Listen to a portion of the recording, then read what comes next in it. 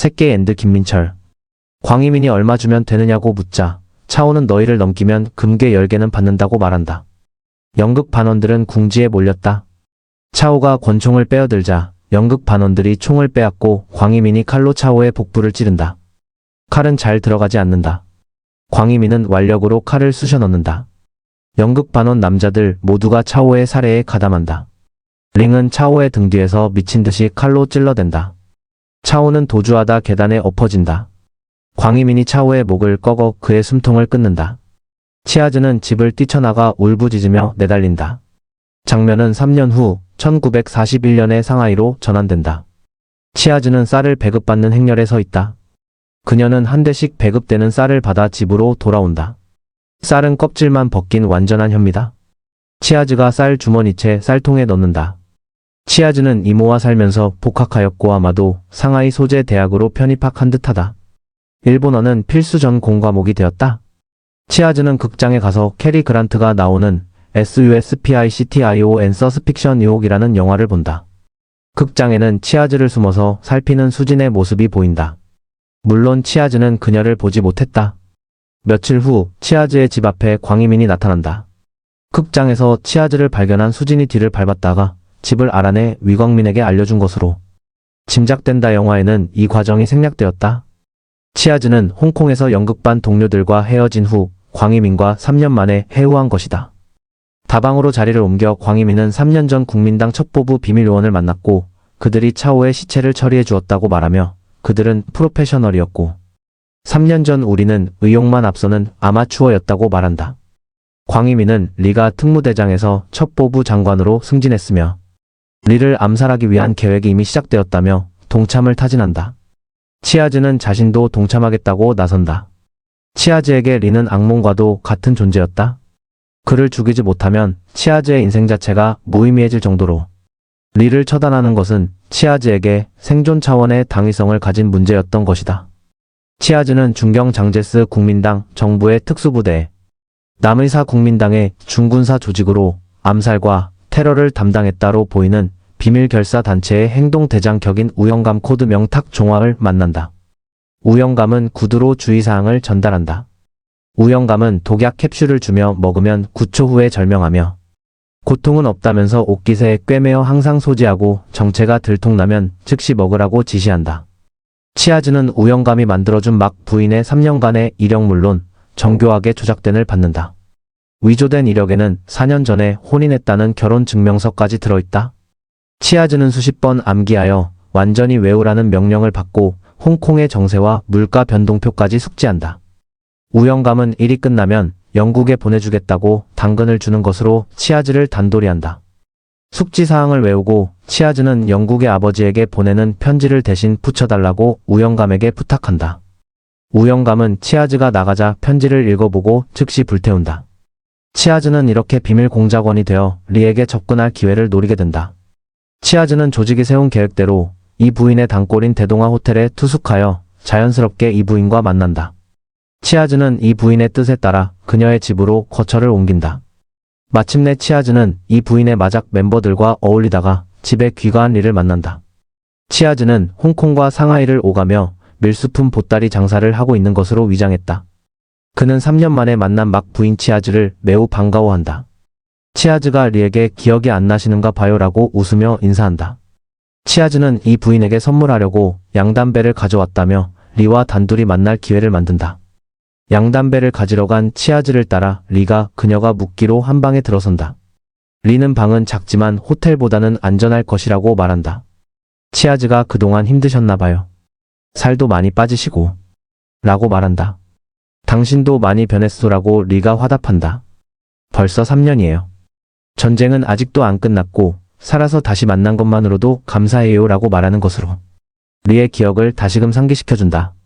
치아즈는 막 부인으로 완벽하게 변신하여 리의 동향을 극장에서 간간히 위광민을 만나 전달하면서 기회를 엿보고 있다.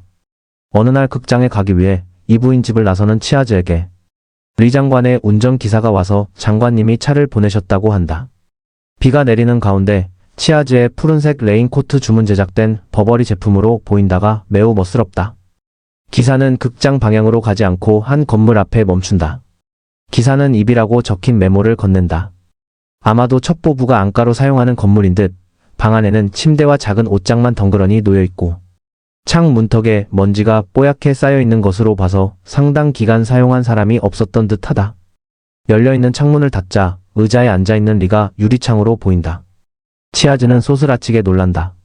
치아즈가 코트를 벗고 천천히 차파오의 치맛단 아래에 단추를 푼다. 선체로 허벅지와 가터벨트가 보일 만큼 치마를 걷어 올리는 탕웨이의 모습이 유혹적이다. 치아즈는 리의 무릎에 걸터 앉으며 서서 할 거예요. 라며 리를 자극한다. 리는 먹이를 덮치는 맹수처럼 치아즈를 벽으로 밀어붙이고 치마를 그대로 찢는다. 슈미즈도 찢어내고 실크 팬티 당시의 여성 팬티는 남성용 사각 팬티처럼 넉넉했다마저 그냥 완력으로 뜯어버린다. 순간 치아즈 탕웨이의 사타구니 안쪽에 시커먼 그늘이 고스란히 드러난다. 리는 치아즈를 침대에 엎어놓고 허리띠를 풀어 그녀를 두세 번 후려친다. 이어서 그는 치아즈의 양손목을 허리띠로 묶고 뒤에서 거칠게 범한다. 자신의 성기를 완전히 삽입한 다음 리는 그녀의 손목을 풀어준다. 마치 강간하듯이 폭력적으로 치아즈를 범한 리는 그녀의 코트를 던져주고 먼저 나간다. 침대에 누워서 엉덩이를 드러낸 채 무방비 상태로 흐트러진 치아즈 탕웨이의 모습이 육감적이다. 그녀는 리가 방에서 나가자 묘한 웃음을 짓는다. 웃음의 의미는 생애 처음으로 섹스다운 섹스를 한 것에 따른 충족감과 리를 낚는 미인계가 통한 것에 안도하는 마음이 복합된 미소라고 보는 것이 올바른 해석이다. 강간하듯이 거친 섹스신은 양조위의 건의를 감독이 받아들여 즉석에서 벌인 섹스신이라고 한다. 양조위는 리의 억눌렀던 성욕이 폭발하는 장면이 영화에 더 어울릴 것으로 생각했다고. 후일 언론과 인터뷰에서 거친 섹스신을 찍게 된 배경을 설명했다. 탕웨이는 이 장면을 찍으면서 몹시 힘들어했다고 한다. 영화를 자세히 보면 탕웨이가 침대 위에 구부린 채 모로 누워있는 장면에서 엉덩이를 환하게 드러내고 있는데 그녀의 허벅지 깊은 곳에 음영이 적나라하게 보인다. 치아즈는 극장에서 광희민을 만나 리가 치밀하고 신중하여 나도 목적지에 가기 전에는 장소를 알 수 없다고 말한다. 극장으로 유인하라는 광희민의 말에 그는 어두운 곳을 싫어하여 극장에는 가지 않는다고 치아즈가 설명한다. 이렇듯 첩보부 장관 리를 암살하기 위한 작전은 전적으로 치아즈에게 일임된 채로 모험적이고 위태롭게 진행된다. 이안 감독은 영화 발표 후에 과도한 섹스신에 대해 기자의 질문이 잇따르자 인간의 극한 심리를 표현하기 위해서 파격적인 정사 장면이 꼭 필요했다고 답변했다. 영화의 섹스신은 실제 삽입 섹스가 아니었는가라는 논란을 불러일으켰다. 아울러 감독은 영화 제목인 개, 러스트, 카셨는 말 그대로 정욕과 계략을 뜻하는 것이어서 영화의 중요한 컨셉이었다고 밝혔다. 리와 치아즈의 섹스신은 모두 3차례 나온다. 국내에서 개가 상영되자 두 번째 섹스신부터 관객의 탄성이 터져 나왔다. 개는 뛰어난 작품성에도 불구하고 당시에는 충격적인 섹스신만 원초적으로 집중 부각되어 더욱 화제가 되었다. 극장 관객에는 유독 3040대 주부들이 많았고 중년 남성들은 혼자 몰래 보는 영화가 되었다. 필자도 영화의 소문을 미디어를 통해 접하고 아내 몰래 혼자서 2차례 관람했다. 후에 알았지만 그것은 아내도 마찬가지였다. 두 번째 섹스신은 당시로서는 따라올 영화가 없을 만큼 적나라한 섹스신으로 장안의 화제가 되었었다. 치아즈는 일하는 아주머니에게 사모님은 어디 가셨느냐고 묻고 아주머니는 사모님은 친구 집에 가셨고 장관님은 난징에 가셨다고 말한다. 치아즈가 창밖을 보니 골목 안으로 리의 승용차가 들어서는 모습이 보인다. 치아즈는 재빨리 커튼을 닫고 여행 가방을 꾸리는 척한다. 리가 치아즈의 방에 들어서고 왜 가방을 꾸리느냐고 묻는다. 치아즈는 홍콩에 가야 한다고 대답한다. 치아즈는 말도 없이 출장을 가서 미웠다고 은근하게 앙탈과 투정을 부린다. 그리고 리를 증오한다고 말하여 그를 도발한다. 리는 이제 당신을 믿는다고 말하면서 딥키스를 하고 두 사람은 격렬하게 뒤엉켜서 질펀한 섹스를 벌인다. 탕웨이의 겨드랑이 털이 적나라하게 드러나 여성 관객들의 폭발적인 관심을 끌었던 문제의 장면은 당시의 여성들에게는 보편적인 것이었다. 그 시대의 중국 여성들은 겨드랑이 털이 고스란히 드러나는 차파오를 자연스럽게 입었다. 한국에서는 민소매를 입지 않아 겨드랑이 털이 드러나지 않았지만 제모하는 여성은 거의 없었다. 섹스 장면에서 양조위는 탕웨이의 사타구니를 거칠게 움켜쥐고 애무한다. 그리고 사력을 다해 피스톤 진퇴 운동을 하며 온갖 현란한 테크닉을 구사하는데 이것을 본 여성들이 남편에게 새끼와 같은 체위의 섹스를 요구하였다는 소문이 세간에 회자되기도 하였다. 두 번째 섹스신에서 이안 감독은 비틀즈의 리드 보컬이었던 존 레넌과 그의 부인 오노 요코를 오마주한 섹스신을 선보여 화제였다.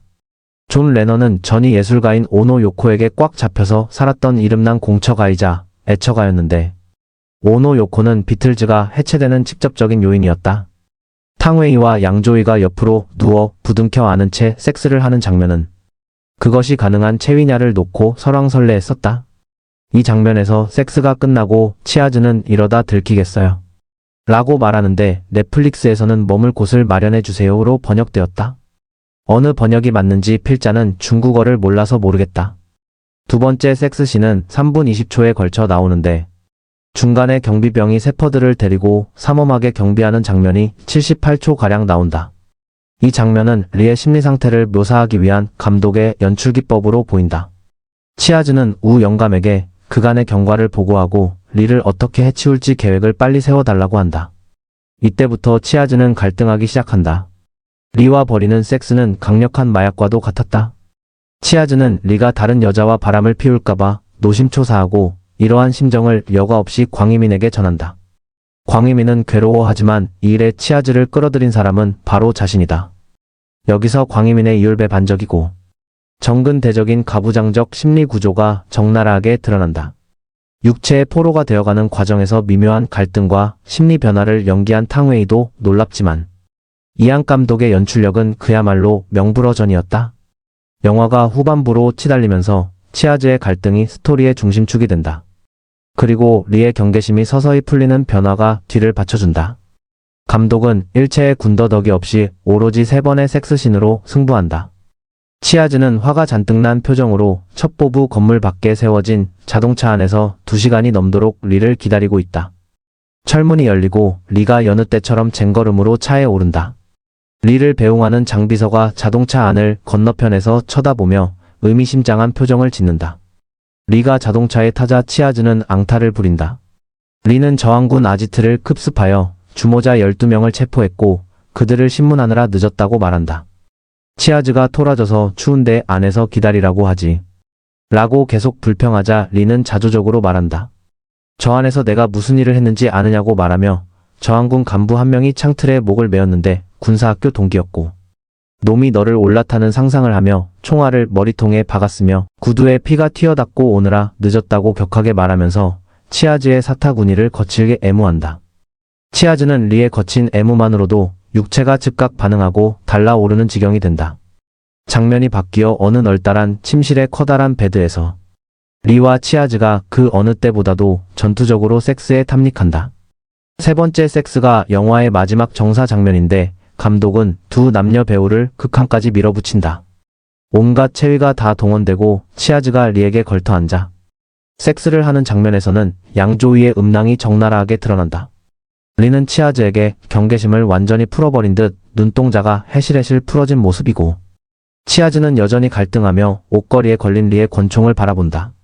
리가 이상한 듯 치아즈를 올려다보자 그녀는 베개로 리의 눈을 가리고 격렬하게 율동한다. 숨이 가쁜 듯 리가 치아즈를 빙돌려서 눕히고 치아즈에게 올라타고 혼신의 힘을 다해 피스톤 왕복 운동을 한다. 절정의 순간에 치아즈는 흐느끼며 울음을 터뜨린다. 리와 치아즈는 서로에게 이제 돌이킬 수 없는 육체의 포로가 되었다. 마지막 섹스 장면은 3분 정도 전개되는데 초반에는 여전히 갈등하는 치아즈의 표정에 초점을 맞추다가 종국에는 그녀가 완전히 해체되어 흐느끼며 무너지는 것으로 끝난다. 이안 감독은 잔인할 만큼 섹스신을 지독하게 연출하여 두 남녀 배우를 혹사시켰다. 섹스신은 9일에 걸쳐 촬영되었다고 한다.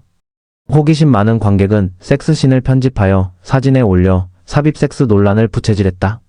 조직의 비밀 아지트로 장면이 전환된다.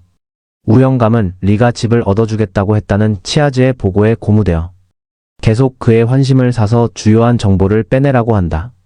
치아즈는 무엇으로 환심을 사느냐고 냉소적으로 말하면서 연기는 그가 몇 수이며 이러다가 내가 그의 포로가 될 판이라고 말한다.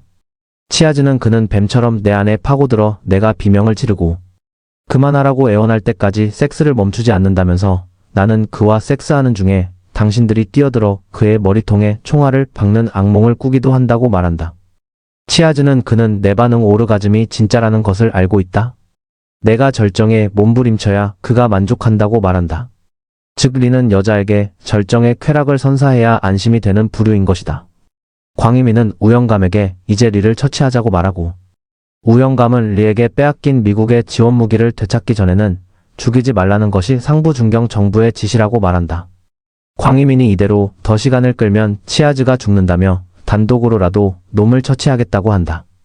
우영감은 광희민과 치아즈에게 조직의 명령에 무조건 복종하라고 엄중 경고한다.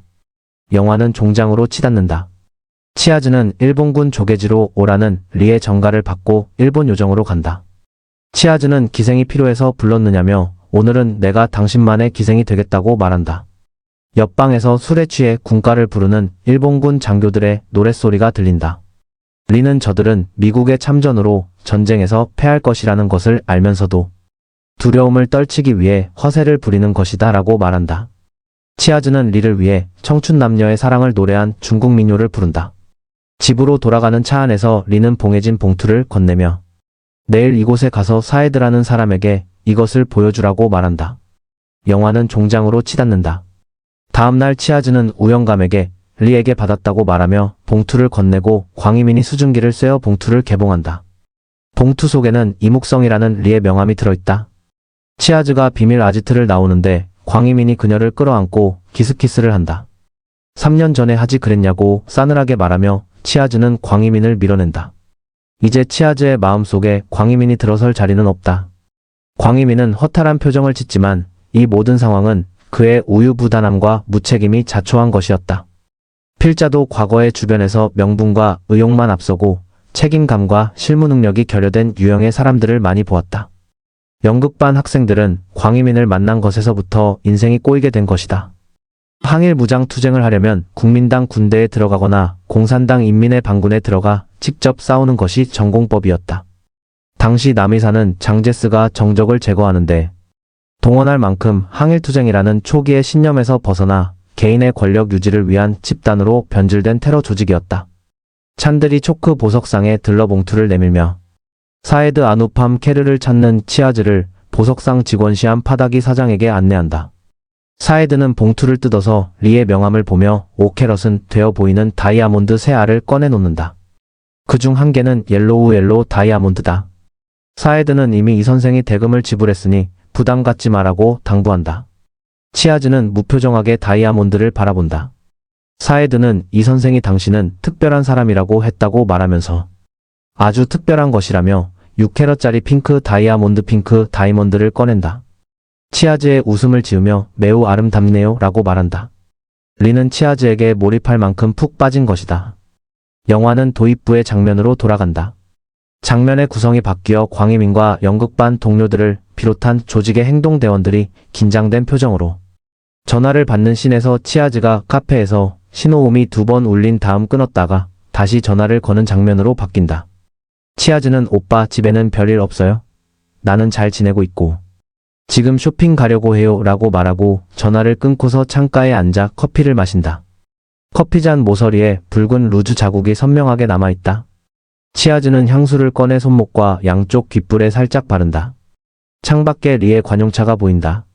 리는 기사에게 퍼거슨 거리로 가라고 말한다. 자동차가 찬들이 초크 보석상을 지나자 치아즈는 반지가 빨리 보고 싶다며 보석상에 먼저 들르자고 한다. 리는 차를 돌리라고 한다. 앞에서 감독이 복선으로 자락을 깔았듯이 첫 부분은 장관만 모르는 상태에서 연극 반원들이 우영감의 지시를 받고 저항운동을 벌이는 것을 모두 파악하고 있었다. 특히 치아즈의 일거수일투족은 모조리 감시받고 있었다. 치아즈의 허리에 다정하게 팔을 감은 채 리는 길을 건너 보석상으로 들어간다. 리와 치아즈는 주위를 세심하게 살핀다.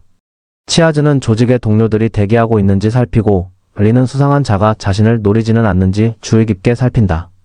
보석상 주변에 치아즈의 조직원들이 곳곳에 잠복해 있는 모습이 보인다. 사헤드는 반지를 탁자 위에 올려놓으며 특별한 분을 위한 특별한 명품 반지가 탄생했다고 자랑스럽게 말한다. 사헤드의 얼굴에는 자부심이 넘친다. 세팅된 반지는 6캐럿 핑크 다이아몬드를 5부 정도 크기의 화이트 다이아몬드가 두 줄로 감싸고 있는 매우 아름다운 반지다. 이안 감독은 영화 촬영을 위해 이 특별한 핑크 다이아몬드 반지를 홍콩에 잘 아는 친구로부터 대여했다고 한다. 대개의 영화가 모조 반지를 사용하는 데 반해 이안 감독은 진짜 명품 반지를 섭외하여 보험까지 들고서야 촬영한 것이다. 이안 감독의 완벽주의가 이러한 디테일에서조차 빛을 발한다. 이안 감독은 상하이 거리도 완벽에 가깝게 재현했다. 다이아몬드가 맘에 들어요? 치아즈가 묻자 리는 나는 다이아몬드에는 관심 없어. 그걸 낀 당신의 손을 보고 싶은 거지. 라고 말한다. 치아즈는 반지를 껴본다. 그리고 바로 반지를 빼려 하자 리가 그대로 끼고 있으라고 한다. 치아즈가 누가 노리면 어떡하냐고 한사코 반지를 빼려 하자 리는 내가 지켜줄게라고 미소 지으며 말한다. 순간 리가 치아즈의 마음속으로 온전하게 들어온다. 치아즈는 나직하지만 또렷한 목소리로 빨리 도망가요라고 다급하게 말한다.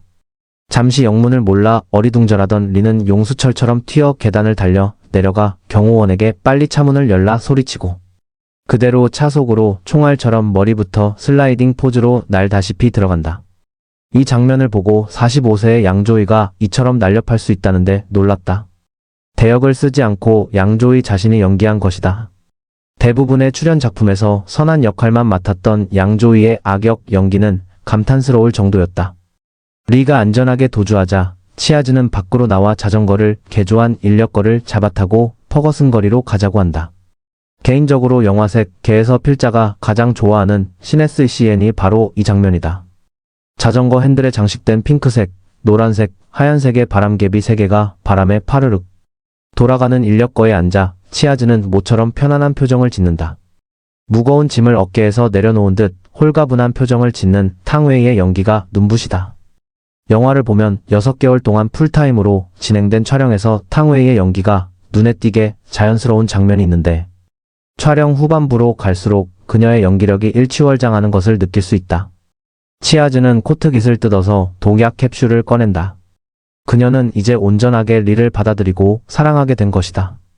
인력거 청년은 치아즈에게 집에 가느냐고 묻고 치아즈는 밝게 웃으며 네, 집에 가는 길이에요 라고 대답한다.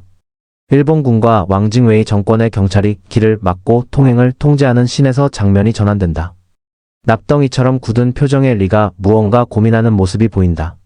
리의 집무실 장비서가 링난 대학교 연극반 6명으로 이루어진 저항군을 체포하여 취조 중이고 우영감은 이번에도 포위망을 뚫고 도주했으며 5명은 모두 술술 불었고 치아즈만 아직 취조하기 전이다라고 보고한다. 리는 모두 알고 있었으면서 여태까지 보고하지 않았느냐고 질책한다. 장비서는 장관님이 포섭되었을 경우를 고려하여 보고하지 않았다라고 대답한다. 리는 일리 있는 판단이라고 중얼거리며 붉은 서류에 결제하면서 오늘 밤 채석장으로 끌고 가 아무도 모르게 처리하라고 지시한다. 장비서는 다이아몬드 반지를 내놓으면서 치아즈가 장관님에게 돌려드리라 했다고 보고한다. 리는 쓸쓸한 눈빛으로 반지를 바라보면서 내 반지가 아니다. 그 반지는 어느 특별한 여인의 것이다 라고 독백하듯이 처연한 눈빛을 지으며 말한다. 화면 가득 탁자 위에 핑크 다이아몬드 반지가 클로즈업 된다. 카메라가 클로즈업한 핑크 다이아몬드는 치아즈를 끝내 무너뜨렸다. 그날 밤 채석장에 무릎 꿇린 채 6명의 연극 반원들이 처형을 기다리고 있다. 단원들은 원망의 눈빛으로 치아즈를 저주한다. 특히 광희민의 표정은 배신감에 치를 떠는 모습이다. 치아즈가 연민을 담은 담담한 표정으로 광희민을 바라본다. 치아즈는 죽음을 앞둔 이 순간에도 자신의 결정을 후회하지 않는 듯 평온한 모습이다. 여기서 관객은 혼란스러워한다. 그러나 감독은 처음에는 욕정과 계략에서 시작되었지만 결국 두 사람은 진심으로 사랑하게 되었고 정사를 나누면서 그 누구보다도 솔직하게 최선을 다했다는 것을 말하고자 했다.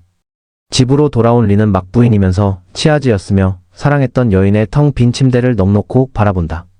이 부인이 남편에게 당신 부하들이 왜 막 부인의 짐을 가져가고 서재를 뒤졌느냐고 쫑알거리면서 막 부인은 어디 갔느냐고 궁금해한다. 리는 누가 묻거든 막 부인은 홍콩으로 돌아갔다고 하라 말하며 그만 가서 맞아기나 하면서 놀라고 한다. 텅 빈 침대를 카메라가 다시 한번 비추면서 영화의 주요 장면이 엔딩 크레딧의 서비스로 제공되며 새끼 LUSTCAUTION은 장장 158분에 걸친 사랑과 음모, 배신의 스토리를 마친다.